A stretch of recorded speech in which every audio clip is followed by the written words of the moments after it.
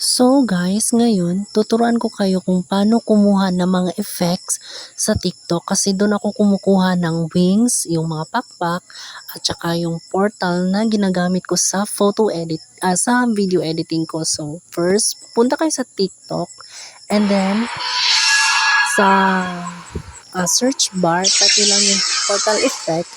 Yung last video ko kasi guys, ito yung ginamit ko, ito. Yan, yung magic door na nakalagay. So, ang ginawa ko guys, click nyo lang tong arrow, and then, click nyo yung arrow, tapos, copy link, antayin yung mag-link copy, ayan. And then, punta kayo dun sa, yan, sa Google Chrome, hanapin nyo yung Snaptik, and then, dyan nyo i-paste yung link na kinapin nyo. Paste, and then click nyo yung download, antayin nyo lang, tapos click again yung download, tapos kasi na-download ko na yan guys, kaya may ganito, download file again, pero download nyo lang yan.